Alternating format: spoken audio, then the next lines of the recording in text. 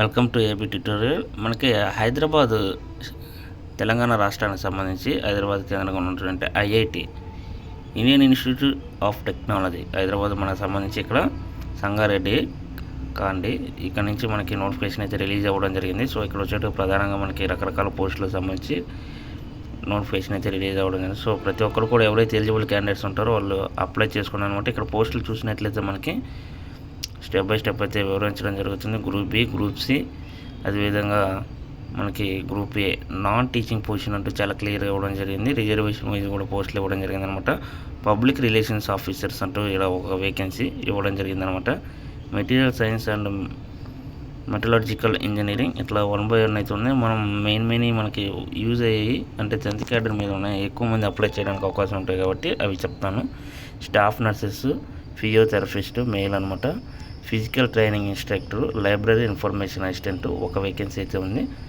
Junior engineer civil కానివ్వండి, electrical కానివ్వండి, artificial intelligence, central workshop, computer centre, computer science and engineering, design, electrical engineering, mechanical and aerospace engineering, mathematics, accountant, junior assistant 17 vacancies ఉన్నాయన్నమాట.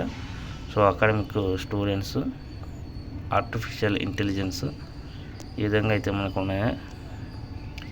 Physics కావాలండి. Junior library information assistant 2 vacancies, junior horticulturist ఒకటి ఉందన్నమాట. So దీనికి సంబంధించి మనకి November 12th అనేది last date అనమాట. మనకి ఆల్రెడీ అప్లికేషన్ స్టార్ట్ అయినాయి అనమాట.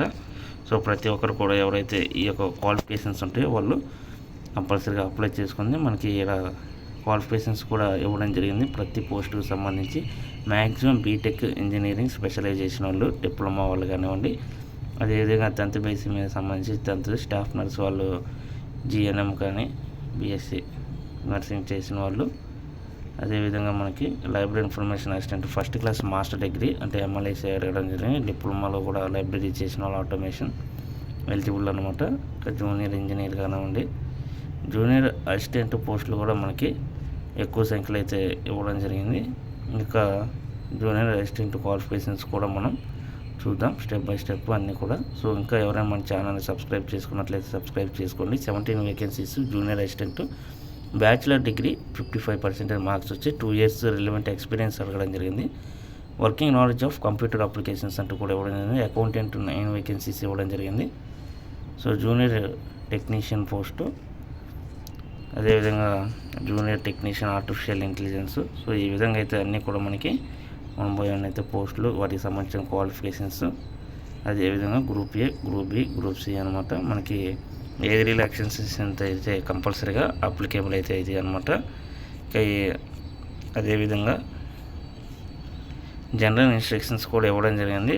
అప్లికేషన్ ఫీజు చూసుకున్నట్లే 500 రూపీస్ ఓన్లీ అంటూ ఇలా చాలా క్లియర్గా మెన్షన్ చేయడం జరిగింది. Eligible for reservations under schedule అంటే SC, ST, PWD person, women candidates excepted from fee payment అంటే ఎటువంటి ఫీజు లేదంటూ చాలా క్లియర్గా ఇవ్వడం జరిగింది అనమాట. ఇక మనం ఈ జనరల్ ఇన్స్ట్రక్షన్స్ అనేది చాలా క్లియర్గా 1/1 చదివి అప్లై చేయాలి, లేదంటే మన అప్లికేషన్ అనేది రిజెక్ట్ అయింది అంటూ ఇలా చాలా క్లియర్గా మెన్షన్ జరిగింది. సో ఎవరైతే ఎలిజిబుల్ క్యాండిడేట్స్ ఉంటారో ప్రతి ఒక్కరు కూడా ఈ యొక్క జాబ్స్ని అప్లై చేసుకుని ఏదైనా డౌట్స్ ఉంటే మీరు కామెంట్ సెక్షన్లో కామెంట్ చేయండి. దీనికి సంబంధించిన ఇన్ఫర్మేషన్ అయితే మీకు డౌట్స్ అయితే క్లియర్ చేయబడుతుంది. Thank you.